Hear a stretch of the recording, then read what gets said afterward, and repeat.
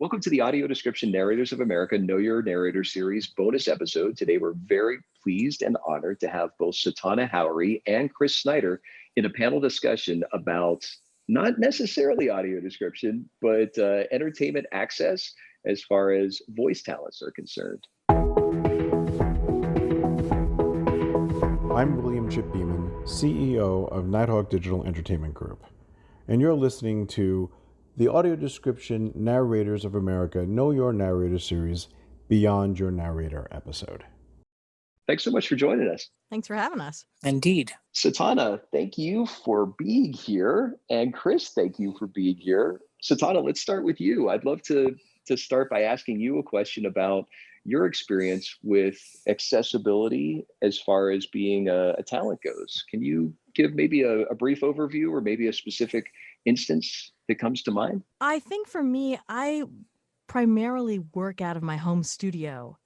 So I have a lot of flexibility in working with my clients, and most of them don't know that I can't see unless they've Googled me. It's not an intentional hiding of it. It's just not a disclosure of it either, because most of the time there's no reason to disclose it. They've listened to my voice, they've selected me, and so I just go and do the work. Thanks, Satauna. How about you, Chris? Well, as far as access, as Satauna said, I don't disclose unless it is necessary. Thankfully, particularly in the world we find ourselves now, where people are basically doing everything either from their home studio or just essentially online. It's no longer a question of asking for electronic copies of scripts or anything like that. They're there. So it doesn't become as much of an issue. What I do find sometimes a barrier is on certain sites where you are meant to send your auditions, perhaps the website itself isn't terribly accessible. The buttons aren't labeled, the graphics aren't labeled. There's no, sometimes you run into situations like that, or where, clicking on the button with your preferred screen reader doesn't actually activate the button to upload something. So then you're like, oh, okay, well, I got to get somebody else to click this for me. In which case, you can use services like Ira, or if you have a sightling, as I like to call them, handy, you just ask them to click it. But that's really, as far as being a VO artist, that's been the only potential barrier that I've seen. But I think it's a really strong barrier. I mean, I would, if I can piggyback on this, I completely agree. And one of the things that's happening with these online platforms is that over the past couple of years, they have changed significantly from what they were when I started out in 2013. And some of them are still continuing to sort of retool and redesign, and they're doing that redesign without consideration of blind voice talent or even blind voice seekers in mind. I mean, people go on to these sites to post these jobs, and what's to stop somebody from being blind who's looking for a voice artist? So I think it's a concern, and I also think that there are other pieces of software out there that don't lend themselves out of the box to accessibility. The one that jumps out for me, that everybody wants and loves, and that I've used since I began in 2013 is Source Connect. It's gotten better. Under NVDA, there's a lot of information that is just there and noticeable. And the VOCR in Windows does a pretty good job of managing the stuff that the screen reader doesn't automatically see. But there's nothing on the side of the developer that's been done to actually improve or create that kind of space. I think a lot of the improvement there has been on the screen reader side. Yeah, I would have to say I agree with that. And just for those who don't know, NVDA stands for Non-Visual Desktop Access, which is a free screen reader that can be downloaded for the Windows environment. I haven't had a chance to play with Source Connect on a Mac, but I would imagine it's similar. However, Apple has recently come out with a thing they're calling, what is it? Screen recognition. Yeah, the screen recognition that's on the iPhone. Yes, in like iOS 14. Yeah, right. And if that's to come to Mac, which I would imagine that it is, that could serve a similar function as VOCR in the Windows environment. So and there is VoCR on the Mac too, right? There's VoCR that you can download from GitHub. Chi Kim is involved in that from Berklee School of Music, and I know it works pretty well in Catalina. See, this is info I didn't have. This is good. Oh yeah, that's another thing. Maybe it's time for blind artists, VO artists, and engineers to get together and have a environment to wade through some of this stuff. But Satauna is right. The developers could. It's not hard to alt tag your buttons. It's not hard to label your buttons. It's a matter of a few moments. I'm reminded of a story that Rick Boggs told me about making Pro Tools accessible back in the day, where they came in, they decided, okay, we're going to do this. We're going to make it work with Mac OS X, and it's going to be great. And they anticipated a huge challenge.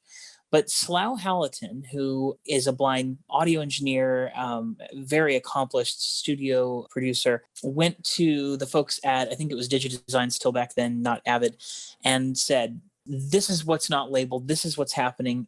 And the engineer, they assigned him an engineer to work with him. And within one day, they had like essentially 80% of Pro Tools accessible. So it proves to me, and that program is huge. And all you had to do was go in there and label elements and fix it, make sure that they were clickable. And it's like, if Pro Tools can do that in a day, why are we having this conversation still in 2020? Why aren't people just going by the guidelines established by the Windows world and the Mac world as to how to make your program accessible? That's where I'm at with that. I think I feel conflicted about this. Like, on the one hand, I understand the point. And on the other side, it's more than just labeling buttons, right? I mean, it's creating a workflow, and it's creating keyboard shortcuts, which in Pro Tools, there are lots of them. But still, Slough and Chi Kim and Rocco, and I can't remember Rocco's last name. Rocco was like the document guy. And they came in and they wrote this add-on to Pro Tools called Flow Tools. Now, you can take Pro Tools right out of the box and you can use it right out of the box, and it works. But when you add Flow Tools in, there are all of these additional keyboard commands that make your workflow cleaner. And there are things you can do where if you have a control surface, when you insert a plugin onto a track, you can literally turn the knobs on the control surface and you can hear the numerical value of the parameter that you're changing, rather than just listening to what that parameter does. You can hear, where it is.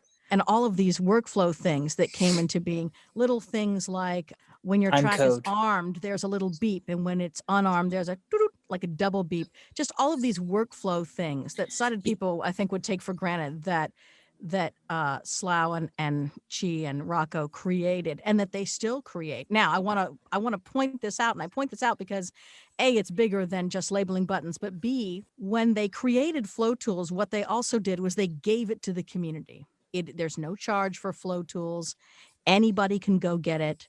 It is supposed to set up itself in a way that when you turn the screen reader on the Mac, when you toggle it on using the Command F5 key, Flow Tools comes on. And when you toggle it off, Flow Tools turns off. It's, like I said, it's free. It's available to the blindness community at large. If you look at something, if you compare that to something like Source Connect, there's a guy who's gone out and he has paid someone to create scripts to use for Source Connect with JAWS. JAWS is a screen reader under Windows. It's a paid screen reader under Windows. And boy, do you pay. Not so much anymore. You can get a license. I think it's like, I don't remember if it's $150 or if it's $99 a year or something.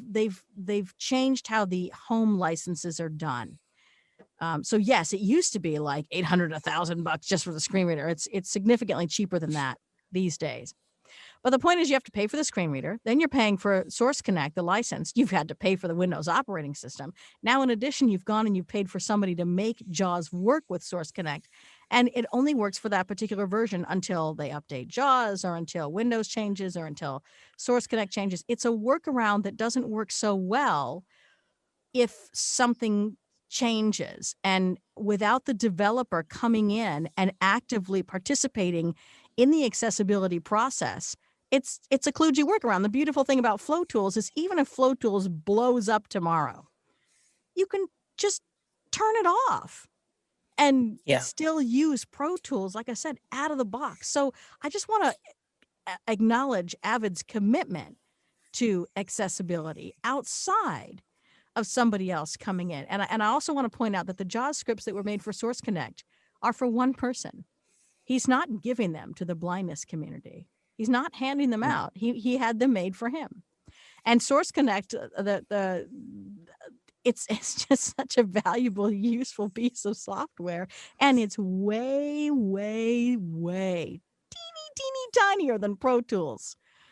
Yeah, I want to make an analogy for people. Paid screen readers and paid apps, paid accessibility, I think that's a good term. Paid accessibility is like you buy a brand new car and then you have to pay extra for the keys. That's what it's like.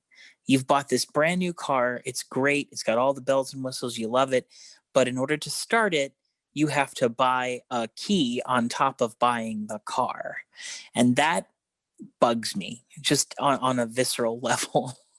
As a blind person, I feel like we should be afforded the same opportunities, the same access when possible without having to pay a surcharge. The blind tax, it's a blind tax. That's just my opinion, but...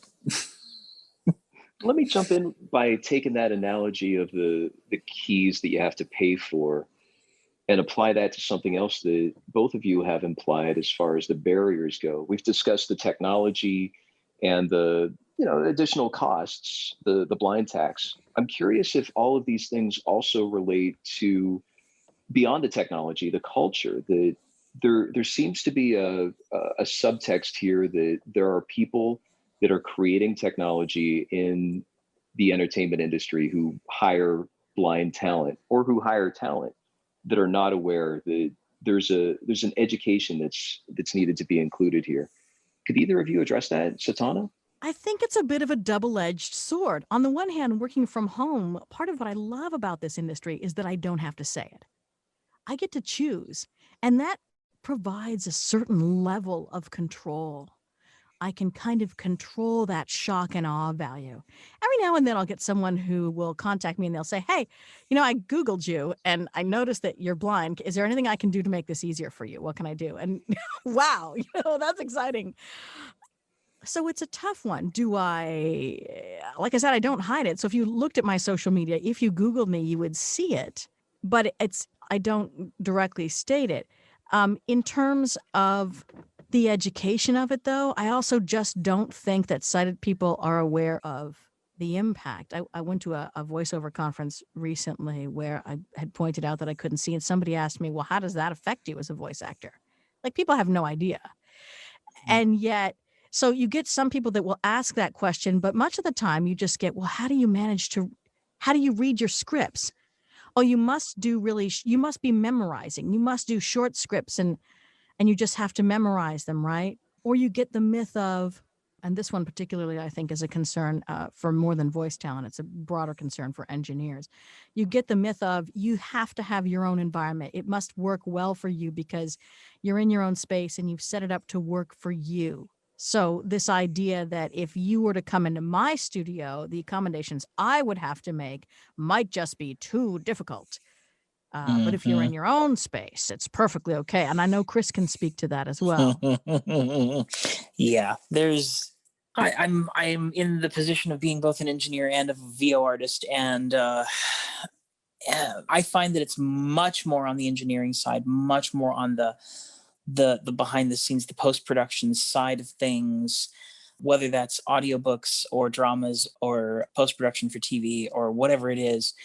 There is absolutely a white cane lattice ceiling, for lack of a better term, that is a barrier to us, to blind people, to blind audio professionals.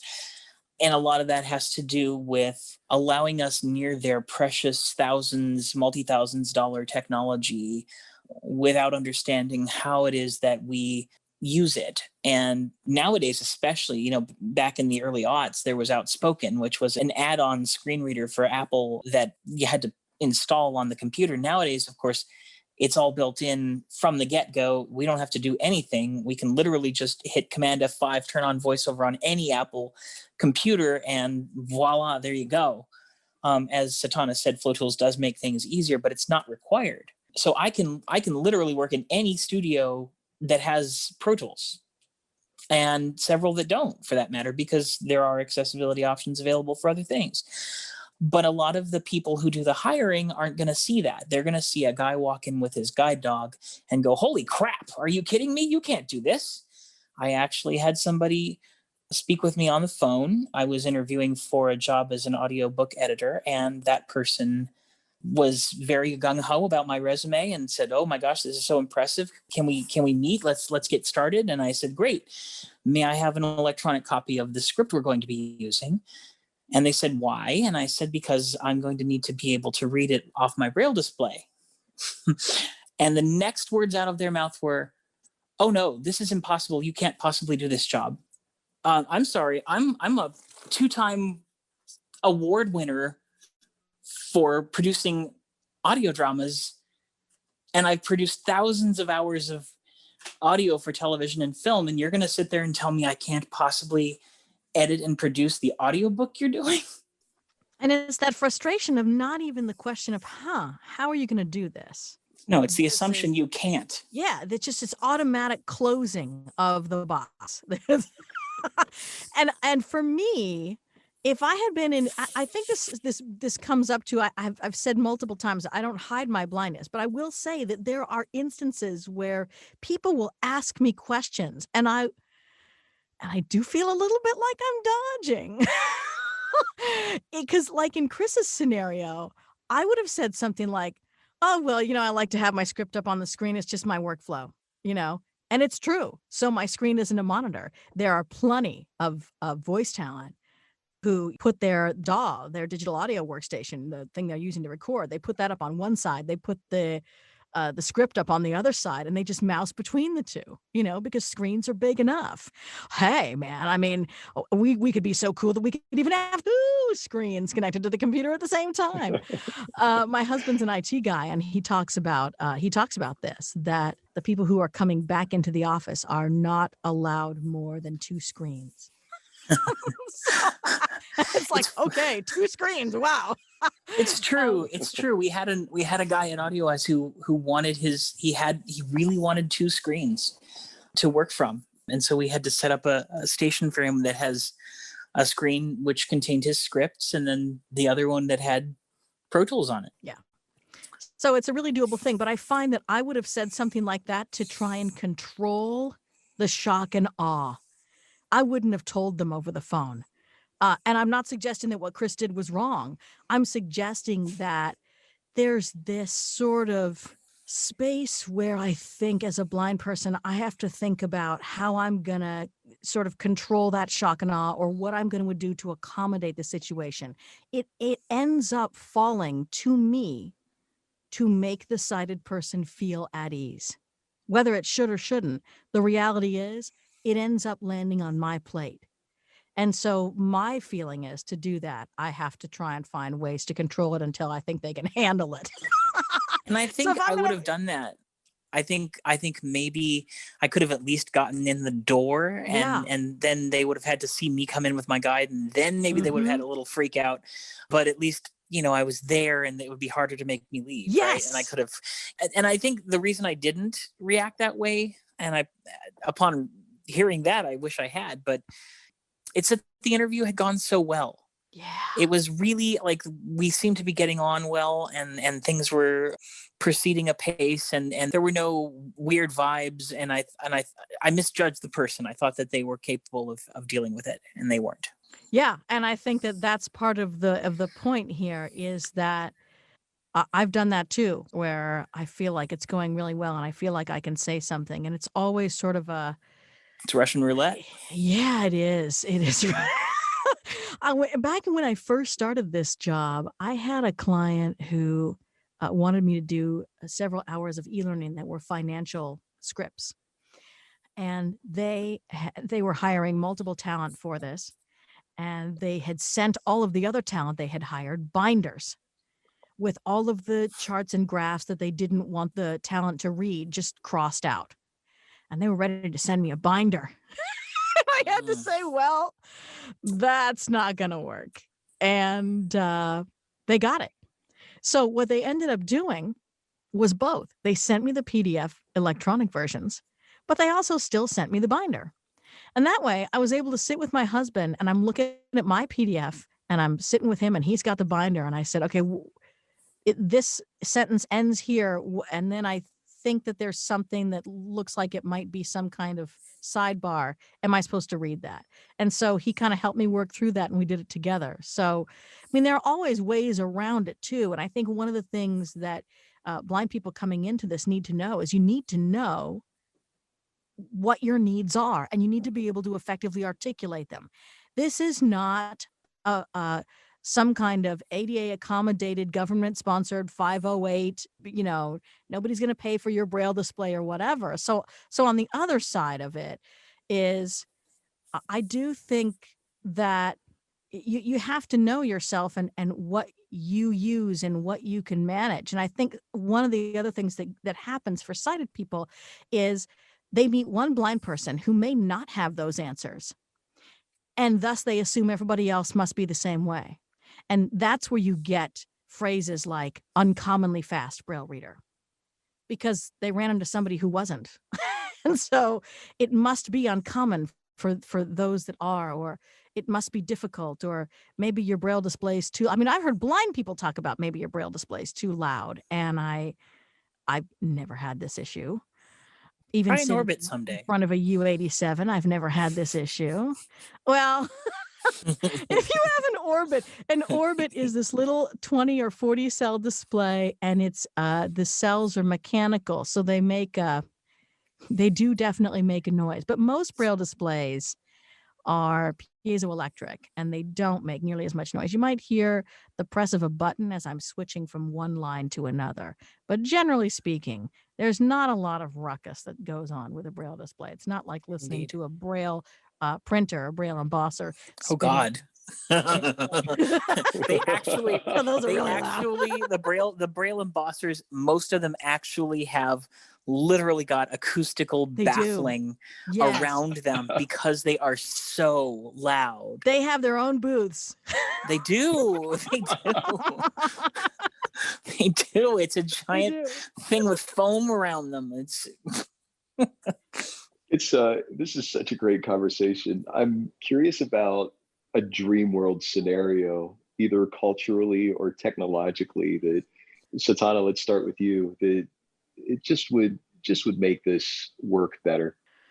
A big piece of my dream world scenario is a couple things. A, that developers consider accessibility from the ground up.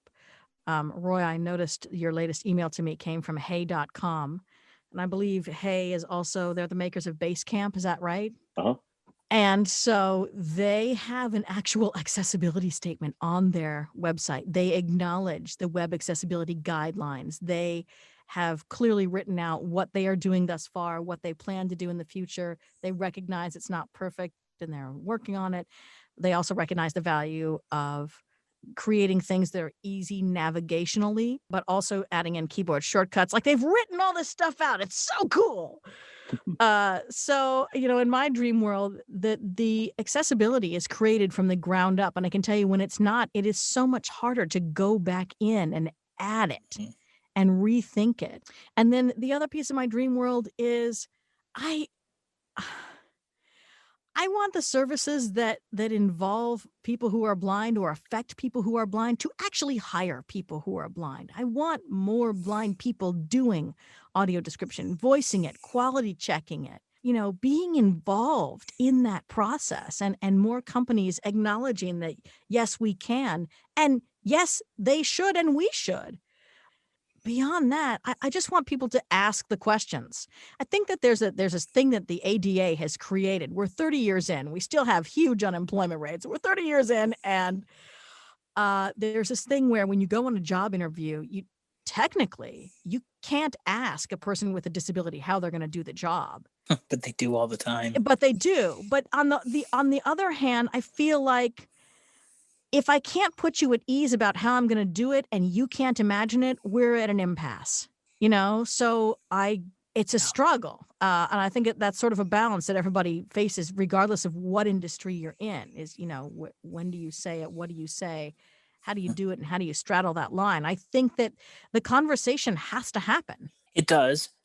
Because you brought that up specifically, I'll relate a small thing that happened. When I was looking for a position, I applied at a place that made industrial videos, and I applied because they wanted an audio engineer, a Pro Tools audio engineer in particular.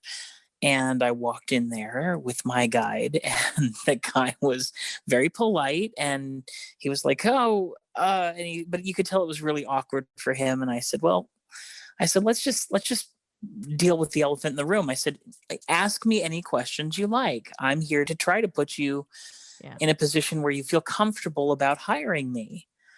And so he asked me like how I would do the work, and I explained about the screenwriter and Pro Tools and blah blah blah. And he said, "Well, that's great." He said, "But we use, it's funny because he said we use the C24. It's a big console with a lot of buttons. I mean, how do you know what buttons what?" And I said, "Well, it happens that I actually use the C24 for my other job and for the job I had before, so I'm very familiar with it."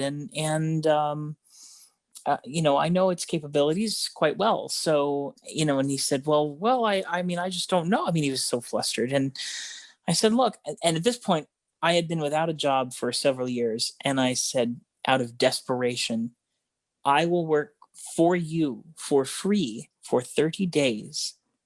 And if at the end of that time, you don't feel like I am equal to the task and can do the job that you need me to do, then I'll go away and you'll never hear from me again. And you'll have gotten 30 days of free work. And he said, well, we'll be in touch. And he wasn't in touch. And then I call him finally and I said, what's happening? And he said, well, we decided to rehire the guy we fired. And I thought that was odd. And I look in the place where the ad was in the first place, and the ad's back up looking for a Pro Tools audio engineer. So wow. There are some people who just can't conceive of it. There are people who simply, even if you do all the right things, even if you go out of your way and you violate the spirit of the ADA and tell them how you can do the job and all of this, there are some people in this industry, I suspect in every industry, who they just can't wrap their head around it no matter how you try to help them. And that's unfortunate. So in my dream world, I would like to see more open minds. And hey, it's a dream world. So I'd like to see more open minds. I'd like to see people from their perspective take a chance and let us do the work. I agree with Satauna about the technology, but we can have the best technology in the world and the most accessible stuff we could have. And when if the sighted folks that are doing the hiring aren't behind us, if they're not willing to let us do the work or consider us professionals in our own right, then it doesn't really make as big a difference as it could. We can do all of the work on our own, as we're doing right now, but we need them to get on board. One of the best feelings in the world for me was when I got my first non-description VO job, and non-audio drama VO job. And it so far has been my only animation job. I played a part on Handy Manny. And they were specifically asking for blind actors to play this role of a blind teenager with a guide dog. And it was remarkable to just walk in. I had my Braille script. I was ready to go, and I had it there, and I had a wonderful, welcoming experience. Got to meet some of the top talent in the industry. And it was just amazing, and work with a wonderful director. And I just think, God, why can't it all be like this? Okay, I want to piggyback on so many things you said.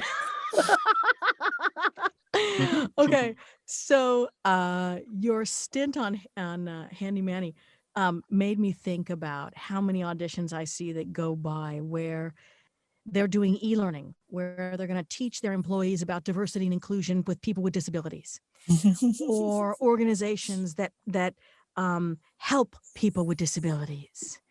But there is nothing in those auditions saying people with disabilities given preference to actually do this work. You know, we're into this place in 2020 with Black Lives Matter, where we're having bigger, more open conversations about this and about how casting works or doesn't work. And I think it's harder with people with disabilities because there's a whole bunch of, first of all, there's a whole bunch of intersectionality, right? Like you can be a Black LGBTQ, blind person. So there's all that intersectionality. But I just think that there's a lot of organizations who work with people with disabilities that don't actively seek to hire them, don't tell their third-party production houses or whomever is going to go hire that talent to say anything about it in the auditions. And that frustrates me.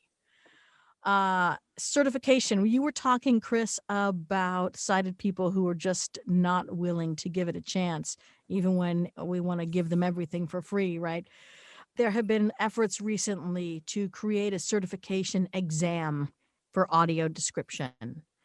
And they're trying to set it up so that blind people can take this exam and that kind of thing to be certified. And with this idea that, if we certify people, it's going to be great, and blind people be certified too.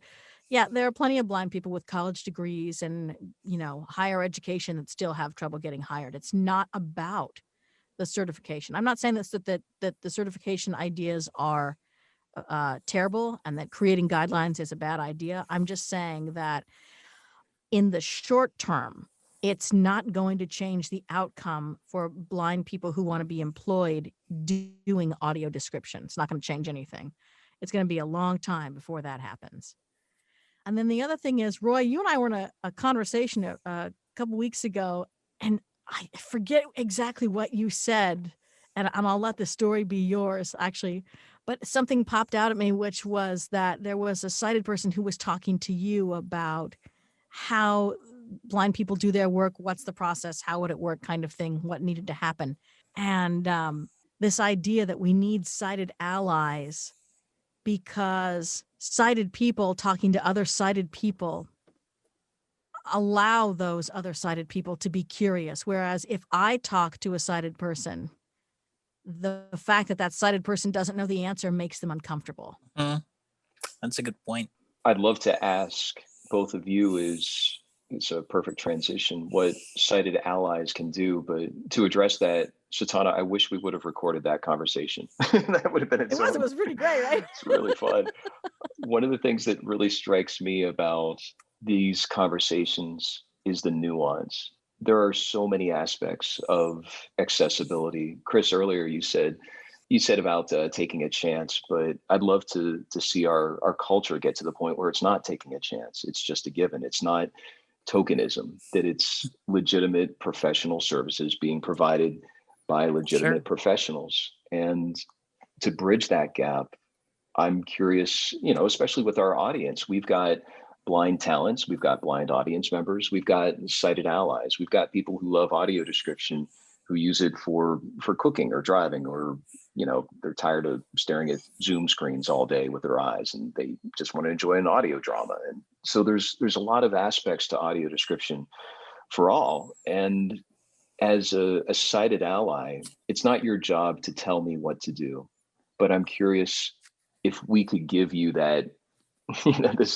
this microphone where you see us sighted allies speaking up. And I think, Satauna, one of the things that I'm finding is that with each engagement that you and I have, or that I have with any blind talents or blind audience members, that I as a person am growing and I'm becoming better. As a talent, I'm becoming better. And these are selfish benefits. I'm not doing it for that, but that's like a nice side effect. So it seems like this is such an easy win-win-win, and not as big of a hurdle as some sighted people make it out to be? What can sighted allies do that we're not doing now? My initial impulse is to say, when you have the chance to promote us, in other words, if you don't feel like, I understand there's some competition among us because we're all VO talents, but if you don't feel like you're right for the role, or you think that a blind colleague of yours is right for the role, say, hey, I don't think I'm right for this, but check this out, and send them the demo. Or say, I have a friend who I think would be really great for this. Can I give them your contact info? Or can I give you their contact info? Or, but I'm afraid that it has to be that blatant right now. I know that sounds really crass in some ways, but I really think that until we get to the point where they consider us without being prompted, and by they, I mean casting, the folks that decide on who does what, the casting directors or the e-learning assignment makers, whatever, we're going to need to push them by having sighted allies kind of drop us in their lap. I mean, or at least, even if you don't want to go that route, say, hey, there's an audition for this particular role. I think you would be great for it. Things like that. I also think that if you are asked a question and you don't know the answer, don't just say, I don't know, but also maybe say, let me check in. Let me check in with my friend. I'll get back to you about that. That's a good question. I think it's easier for sighted allies to point out the inequities. If I write to this previous voice conference that I went to, and I called them on it in the middle of their diversity panel, and I said, there's nobody up here with a person with a disability on this panel. What's that about? And I got a verbal response around that. But clearly, as a person with a disability, I've got the agenda to have somebody with a disability up there. So, of course, I'm the one who's going to say it. It's almost more effective when it comes from a sighted ally, I think.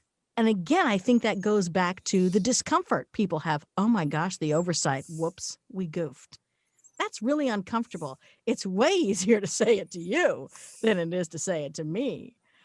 And I think that there's a couple of reasons for that. Of course, there's just the discomfort on the part of the sighted person for missing it. But there's also the frustration on my part that for me, I'm not a politician. I would be a terrible politician. I like doing political voiceover because I can be mad. Attack ads are fun. No, they are. But that frustration it's just clear. It's clear and present for me. And there's such a thing around, it is a great time to be blind right now in 2020. It is a fantastic time to be blind, right? I mean, we have so much access, as many things as aren't accessible to us. There are so many things that are in so many fantastic ways that even 5 to 10 years ago were not. And we're just expected to have such gratitude around that. And I think we all do. But that doesn't mean that we can't continue to raise the bar and keep growing and keep being more inclusive and integrative. I strongly believe there's a big difference between inclusion and integration. And it's that integrative space that I want to get to. Like you were saying, Roy, rather than taking a chance, it's just a given. I think we have a long way to go to get there. Something like this podcast is a great resource. And it's a great resource because honestly, it's being done by the sighted guy.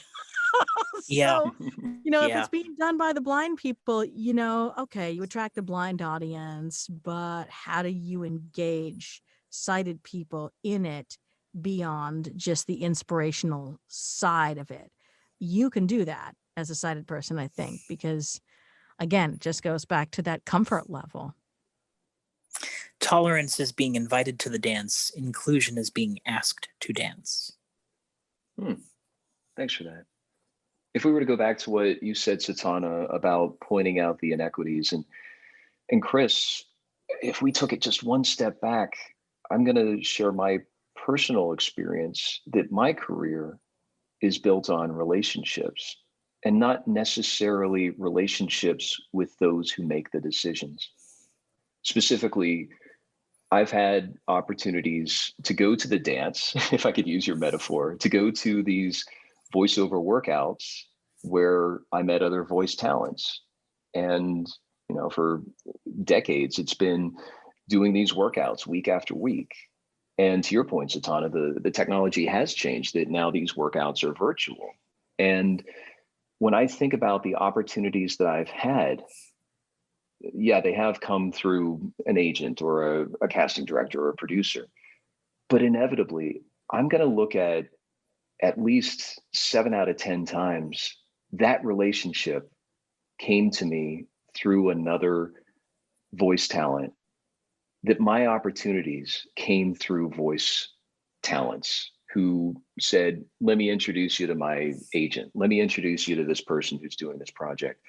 So to your point, Chris, let's take it one step back and ask, where do sighted allies engage with voice talents? And I think we started this conversation talking about a forum for that, whether it's on the technology side or on the voice talent side. That this kind of engagement is essential for the culture in the sense of being able to develop a career is not based on simply doing a good audition.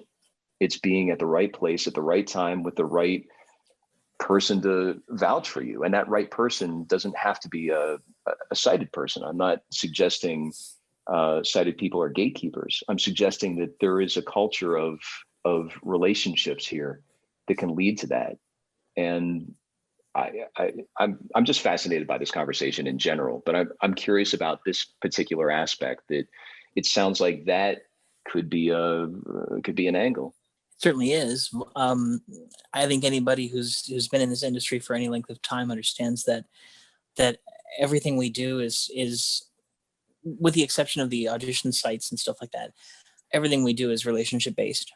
The entertainment industry itself is an ever-changing web of relationships. And I think we don't want necessarily the sighted people to be gatekeepers. The reality of the moment is that they are. And so, yes, to your point, having sighted people vouch for us and our talent is unfortunately often important. It's an important aspect of getting into the kind of major voiceover or post-production or any aspect of this industry, any part of that career path at this point. I really think it is unfortunately one of those things that is, until we break those barriers down, it's going to be this way. So we just have to work with what we have at the moment and continually work to make it better. I think those relationships can be developed for sure, but I think it's only relevant to mention that the person you're referring is blind if you have to mention it. So if you're talking to someone who's doing a job for an organization that works with people with disabilities, then it might be worth saying, hey, I have this friend who would be great for this role, and they happen to be blind. But if you're just talking about your run-of-the-mill voiceover gig or whatever, why does it matter? And in fact, I would argue that it doesn't. And that in some cases, what the sighted ally ends up doing is pushing the blindness as the first thing rather than pushing the talent as the first thing. And I don't even think people realize that they're doing it. But I've had people that I've met in person, because before conferences were virtual, of course, they were in person. And it's the in-person thing. They get wowed. They see you reading your copy off of a braille display, and they want to introduce you to somebody else, or they're talking to their friend about you. But the thing that they're bringing up to their friend isn't your great voiceover ability. It's the fact that you can't see. When that's not the reason you should necessarily get the role. And in some cases, depending upon who your friend is, that's going to pigeonhole you. Just because I'm blind doesn't mean that the only thing I want to do is to work with organizations that work with people with disabilities, or, read audiobooks by blind authors, or, that kind of thing, do audio description. So I think that sometimes it can become front and center when it doesn't need to be. Agreed. It's kind of like typecasting. Leonard Yeah. Nimoy comes immediately to mind when he left Star Trek after it ended in 1969. He was often typecast as the odd one, the alien, the stranger, the one that was not necessarily human or whatever. And he got so fed up with it that he wrote a book called I Am Not Spock. And it happens to a lot of people in the industry, regardless of whether or not they have a disability. And I think in our case, in the case of someone with a disability, it happens almost automatically. It's very much a present danger, a pitfall. I have two things that I would love to do with my life going into the second half of my life. I would love to be a sound designer on a Star Trek show or movie or any science fiction series. I would love to get a really neat gig on an animated series or movie. I think I have the talent to do both of those things without being terribly immodest. I think I could do it. But I think that both of those things are going to be a very hard road to get to, because people won't see me as this person is a great VO artist, or this person is a fantastic sound designer or mixer or producer, or even this person is a good VO director. I've done that for almost 20 years. It's gonna, as soon as we get off the virtual realm, it's gonna be, oh my God, he's blind. And we have to overcome that. I told a group of blind students once that it is incumbent on us to be the best at what we do, not because we have to be the best because we have to be the best. It's because when a sighted person looks at you and you mess up, it isn't because you've had a bad day. Yeah. It isn't because you didn't have your morning cup of coffee Yeah. or you had an argument with your spouse or whatever that is. It's because you're blind. That's the reason that they're going to automatically assume you messed up, even if it isn't true. It's kind of like when women were getting into the workforce. That's kind of the mentality they had to adopt also, because they had to make sure they didn't mess up, because otherwise it was because they were a woman. And it's that same sort of mentality that we have to work on overcoming. Yeah, and at the same time, we have to work on overcoming it, and that we have to prove ourselves all the time. That is always incumbent on us. But I do think that the virtualization of the industry is pretty fantastic for people who are blind. I mean, even if we're on video, we don't really show up as blind, because you kind of see these thumbnail images of people. You know what I mean? When we show up, when it's happening now that I'm noticing it, is in voiceover workouts where the host wants to share their screen and they want to put the scripts up on their screen, and they assume that everybody's looking at the screen and can see what they're presenting. And in Zoom, screen readers can't see the screen share. Now that's a very interesting point. The classes that I'm teaching are inclusive of blind and sighted talents, and the barrier to make Zoom accessible is literally taking me, to your point, Chris, earlier. It takes moments. It's not identifying buttons as all. It's just me taking the time to email the script ahead of time. It's such an easy barrier. It's an easy barrier, but it's a barrier that means that we have to announce. We have to say it. I recognize that your classes are, but what I'm saying is that if I go into some other workout and somebody wants to put stuff on, I have to say it. Yeah, I either have to say it in the workout out loud publicly, or I have to email the workout person beforehand and say, I'm going to show up. Here's what I need. So it makes it so I have to announce. And where I think this also comes into play is with products like Source Connect. There was a sort of time back in the day where, to read to picture was a thing, and you would just you'd be reading the words, but you would be watching the screen. When people used to go into studios. You know what I'm talking about, Roy? I do. You're talking, and it still obtains when we're talking about ADR. Yes. And when we're talking about foreign language dubbing, Yes. anime comes immediately to mind. They want voiceover artists to kind of attempt to mimic or go along with the movements of the mouth of the animated character that's already been drawn. The nice thing about when I was in Handy Manny was, of course, none of that had been drawn yet, so they were able to just animate the kid to match me. And when you're facing something that has already been filmed or already been animated, you're now having to deal with with what you have. Yeah, I was talking more about having to read text off of a screen rather than having it provided to you. So Source Connect is setting it up so that the studio that's doing the recording can just project the script on the screen and it shows up to you on your side. So nobody has to send you a script in advance. They can just put it up on the screen right there within the software. Just the fact of having to announce, the alternative to that, it's like that is othering. There is a intersectionality here. I'm thinking about the conversations I've had in my life where someone says, "Roy, you're gay." "Oh, I know a gay. I should set you up." That kind of assumption. Oh God, yes. Right. Chris, huh?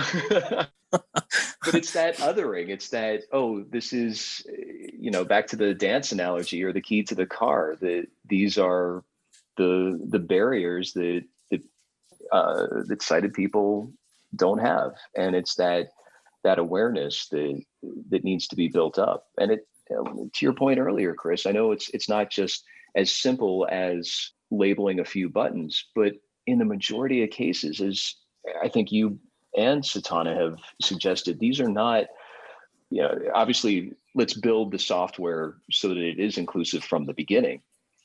And in addition to that, as allies, we need to know that this isn't like a 3-year project where you have to invest tens of millions of dollars and do it's not a huge barrier. No, it's not, and it's a day or two of work at most for most applications. And there's a mobile app that's a sort of a pocket recording studio, and they literally spent like 3 or 4 hours, and they had it fixed completely. It was completely accessible at that point. So, I mean, get with it, guys. I do think accessibility is a journey, and it is not something that you do once and it's over. And I think that these days, well, look at Netflix. If you want to turn on audio description on the Netflix mobile app, if for some reason you've downloaded an episode and it has tossed you back into English original, you have to go into audio and subtitle options. So we're lumped in with sort of the transcription kinds of spaces. So I was working with someone the other day and they said, yeah, well, just like we can't ignore the blindness community, we can't ignore people who are using our app, who are using it in other languages. And so I think that there's all of this stuff that companies have to do that, 10, 20 years ago, they had to do less of. There are more communities asking for features and demanding to be included. And so I think to a certain extent it gets watered down somewhat. And the game keeps changing. Apple upgrades something and the whole thing blows apart and they've got to fix it. Who do they fix it for first? Where do the priorities go? I understand why it's difficult. So there aren't always barriers that the developers can necessarily control, but without an awareness to begin with, then all we're doing is playing catch up, keep up. Yeah. Although I will say it is better nowadays. We're not an afterthought anymore. We're kind of just included in the package of other things that have to be done. I want to cite like localization companies in audio description that do audio description along with foreign language dubbing, for their services. They have to turn in a package to Netflix or Amazon Prime or somebody, and it contains not only the English but the Spanish and the Japanese and the Mandarin and the French and the German and the audio description.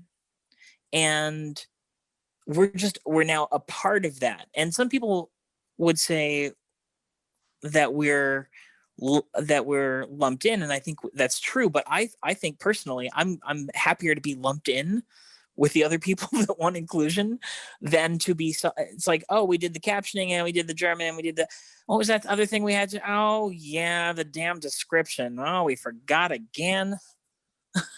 You know, I'm glad we're not there. And I'm not saying that lumped in is bad. I'm just saying that because there are so many groups that are being rolled into it, the prioritization of it is not always us at the top. When I go back and I look at Source Connect, they jump out at me because I know that, you know, right now, because everything has been virtualized, right? We're all doing these Zoom meetings and everything. Everybody's using Source Connect, and their business is just booming. On their page, they talk about, you know, our support team is, they don't say overworked. But they expect longer than normal response times because there's just so much going on for them right now. So now what's happened is everybody's jumping on to the Source Connect bandwagon. The resources that they have to create access are significantly less than what they had 2 years ago. And so when they didn't do it 2 years ago, when they had the opportunity, when it was quieter, they missed it. And now for us to get a foot in the door, in my view, is harder. They didn't do what Zoom did. Zoom got in, you know, people were already starting to talk to Zoom about making things accessible before the COVID epidemic hit. Yes. And they started to make changes to their platform before, you know, in 2019. So when this came about, it was like, oh my God, there's already an accessible platform. Look at that. And now we have to deal with these people that lag behind. It's hard to get traction from like blindness advocacy organizations with software that is so industry specific. You know, Zoom is big. Everybody uses Zoom. There's only a tiny subset of people that are using Source Connect. And I would argue there's even a tinier subset of those people who are blind and using Source Connect. But here's the thing that I firmly believe. If you create accessibility for one group, you ultimately open doors for other groups that you don't necessarily see when you create it. And my example of that is, you know, the quote-unquote wheelchair ramp that, you know, initially people in wheelchairs were the ones that fought for them. And now you see people pushing their babies in strollers and their grocery carts and pulling their wheelie suitcases along. And they are valuable for a broader population than the one for whom they were originally intended. So I argue that when you create keyboard shortcuts and you label buttons and you create a more navigationally, structurally sound piece of technology, you make it better for everybody. Agreed. Just think about keyboard shortcuts for a second. I will tell you that before I got involved with Flow Tools and using Flow Tools in my daily routines, I would have to go and hit equals and then type in the time code. That was the general code. But if I couldn't, I would have to go up to a certain point on the screen and click the out time code if I wanted to do the out time code on a piece of description, if I wanted to have sort of in and out time code specifically set. Now with Flow Tools, I just hit Command F2 twice and there I am, boom, right there. And that has already improved my timing and my efficiency. Yeah. And I got a sighted person who uses Pro Tools to learn to do that very thing. And now they're enjoying having that option available to them. They're enjoying not having to go back to another window and click something that they didn't necessarily need to click. And the neat thing about it is too, you can do it while your primary window is an audio suite with a plugin in it. So you don't have to get out of a window to go do it. Now you can just click the little, do the keyboard command and bang, you're good. And that's huge. That's huge. It's a remarkably big time saver. It seems so little, but keyboard commands can improve efficiency for sighted people too. To ask a final question, if there's anything else you'd like to share, but if we could go back to a point earlier about audio description and the localization. In other words, how audio description is, lumped together, as we said, to the different languages with dubbing, with closed captioning. One of the things that has always struck me about audio description is that, in a sense, it is an adaptation. It's basically an adaptation of a completely new script based on source material, in the same way that a Stephen King novel is adapted into a film.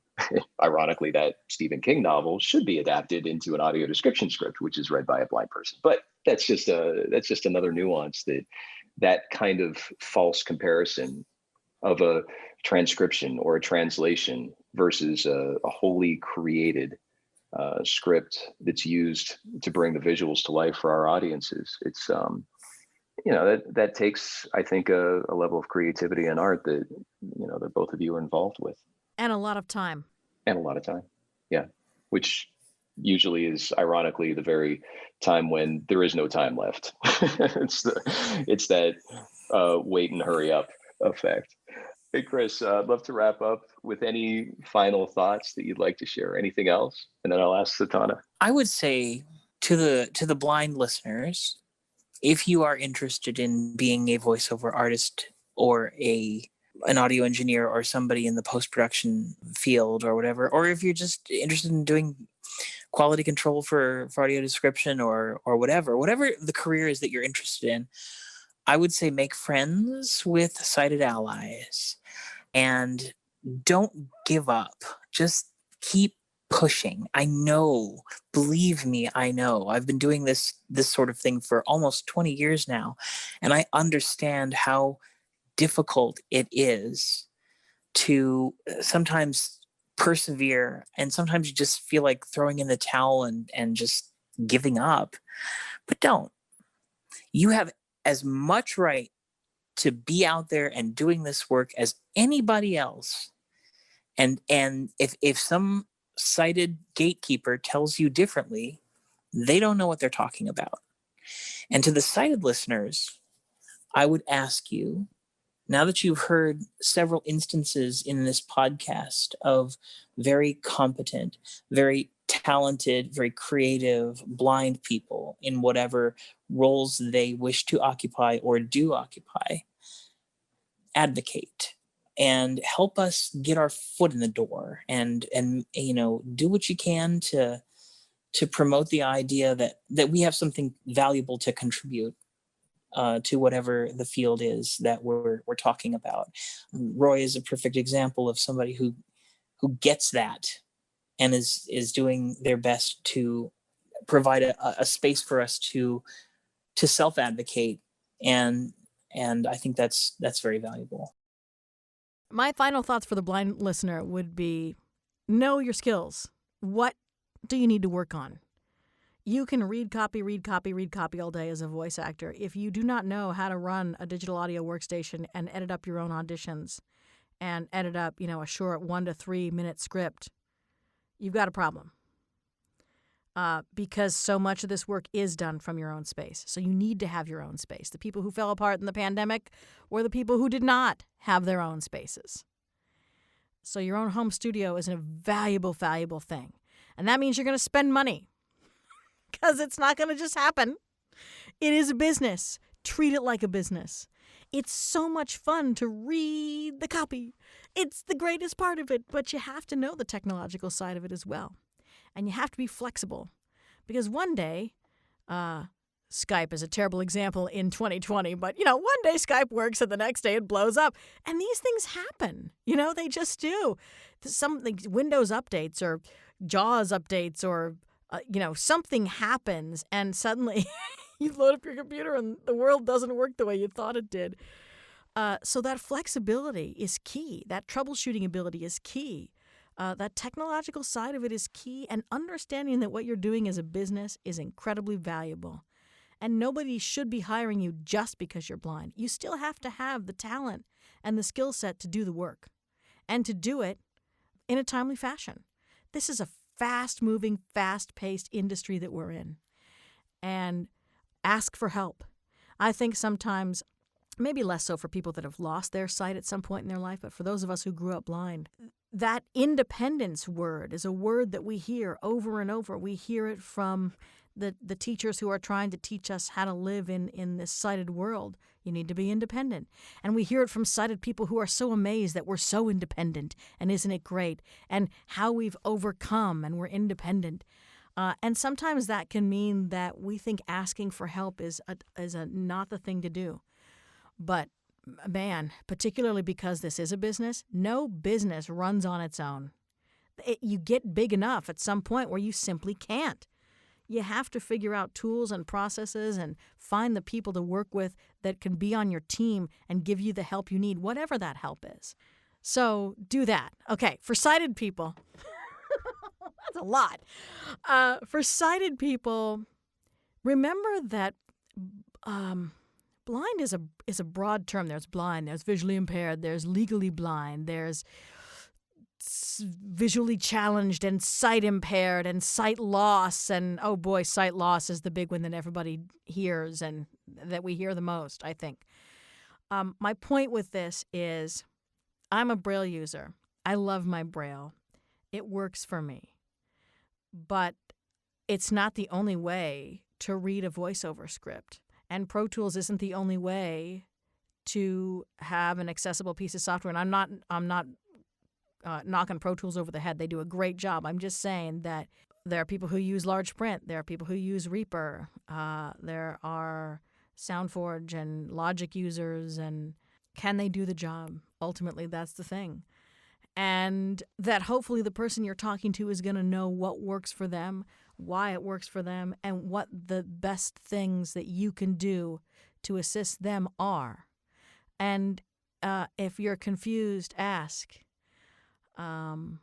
Because there's no better way to find out. Isn't that like on Sesame Street, Elmo, something like if you're, who says that? If you're lost, asking questions is a great way to find things out. It's really true. It's really true. And while some days I'm just so tired of being the educator, we don't live in a world where that isn't the case yet. So I have to be the educator whether I want to or not in a lot of cases. So ask, because that's just the best way you're going to get the information that you need. Can't tell you how many times I heard it'll look good on your resume. Oh yeah. I'll share. I'll give you this. I just discovered that I have partially achieved my dream. I have done sound design for Star Trek. I discovered this quite by accident.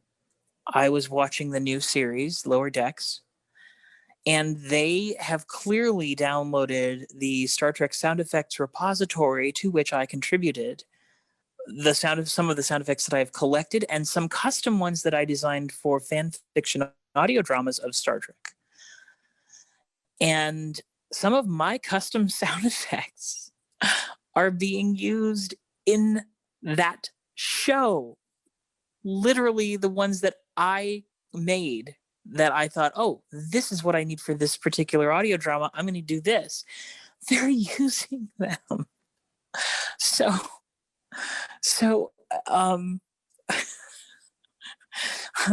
I getting credited for that? No. Am I getting paid for that? No. And I don't expect to be. But it's just proof that we can do it. Even passively, we can do it. If you both would share the way to contact you, either on social media or website or what have you, if our audience has heard this podcast, could they contact you in any way just to say, hey, I heard the podcast, thank you, and maybe share some thoughts? Is there a way to reach both of you? Sure. I'm on LinkedIn.